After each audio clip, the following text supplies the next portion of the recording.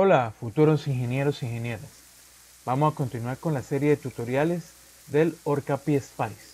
Y en esta ocasión vamos a configurar una de las simulaciones más sencillas que nos proporciona este software, que es el punto de polarización. Para eso vamos a arrancar con el circuito que construimos en el video anterior para observar la configuración de esta simulación. Para comenzar con el proceso, nos vamos a la barra menú en PSpice, le damos clic y seleccionamos la primera opción, que sería nuevo perfil de simulación. Acá nos pide que le demos un nombre a esa simulación. Le damos clic al botón crear y se nos va a abrir esta ventana de diálogo. Vamos acá a tipo de análisis y seleccionamos vía spawn, punto de polarización. Acá nos permite configurar varios tipos de análisis en ese punto de operación. También nos da la opción de configurar el perfil de salida de la simulación, donde se incluye el punto de operación de todos los dispositivos semiconductores que haya en el circuito. Nos permite realizar un análisis de sensibilidad. Entonces, por ejemplo, acá podemos colocar un voltaje de un nodo, una corriente, y él nos va a decir cuál de los dispositivos o elementos que conforman el circuito influye más en esa variable. Y acá nos permite calcular la ganancia de pequeña señal, donde tenemos que darle una fuente de entrada y un punto de salida. Pero vamos a hacer el análisis más básico. Más adelante pues vamos a probar esos diferentes tipos de opciones. Entonces le damos a aplicar, OK, y ahora nos vamos acá y le damos a ejecutar simulación. Se nos va a abrir una nueva ventana. Si no se les abre, pueden buscarla en la barra de tareas de Windows. Él empieza aquí a realizar los diferentes procesos que utiliza en la simulación y cuando termina va a arrojar este mensaje: simulación completa.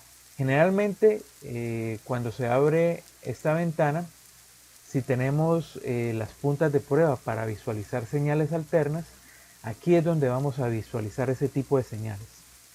En este caso, como es un análisis DC, no va a aparecer ninguna traza, pero nos podemos ir aquí a la parte izquierda de la pantalla para mirar el archivo de salida de la simulación.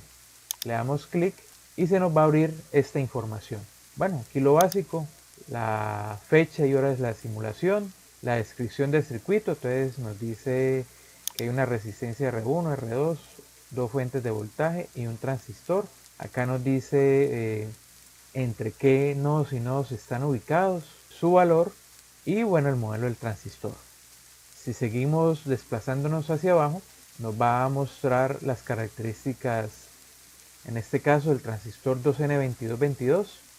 Si hubiera más dispositivos semiconductores, por ejemplo un diodo o otro transistor, nos mostraría los parámetros que utilizó para la simulación.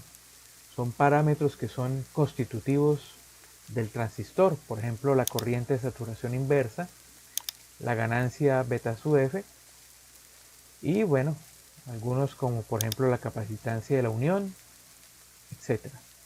Más adelante vamos a ver qué significa cada uno de estos parámetros de los transistores. Seguimos bajando y bueno, nos dice que la simulación se realizó a 27 grados centígrados.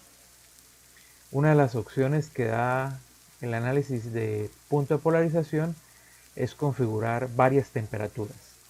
En el próximo video pues lo vamos a mirar más detalladamente.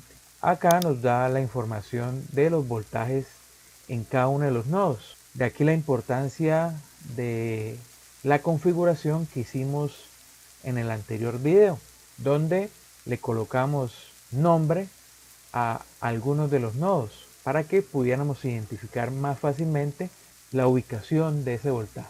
Entonces, si observan, el nodo de salida pues está a un voltaje de 0.11 voltios, mientras que la base está a 0.77, redondeando 0.78. Y vea que los nodos que no marcamos, él les asigna un número. Entonces, si no hacemos esta asignación de nombre, entonces siempre nos va a quedar un poco difícil identificar el voltaje a los que nos estamos refiriendo. Luego viene acá, nos dice la corriente en cada una de las fuentes de voltaje y la potencia total disipada. Y ahí termina la información que nos proporciona ese archivo de salida. Vámonos al circuito y acá en el esquemático nosotros podemos ver los voltajes y corrientes que existen en ese transistor. Entonces nos vamos a esta parte. Estos tres marcadores me van a dar información de los voltajes. Acá podemos ver los voltajes que hay en cada uno de los nodos. Si ustedes observan, hay una línea punteada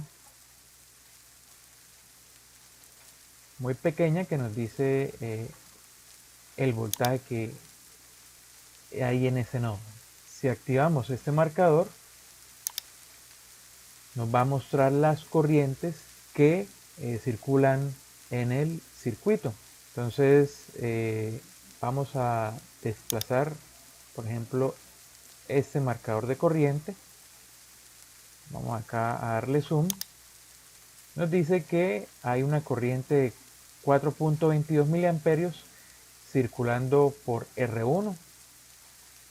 Si observan, esa línea nos indica que la corriente está entrando por este terminal.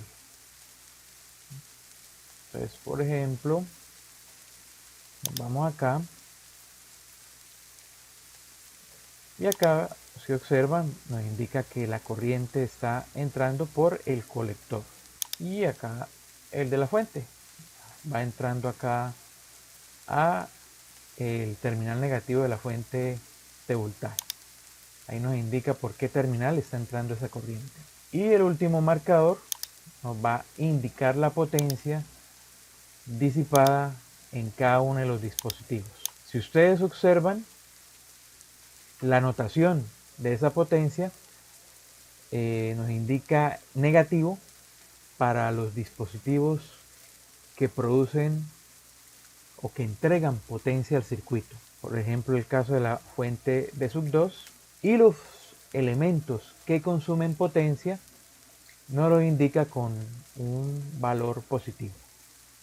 Entonces, si ustedes toman la calculadora y suman la potencia de las fuentes, pues vamos a tener que va a ser igual a la potencia entregada al resistor R1, al resistor R2 y al transistor Q1.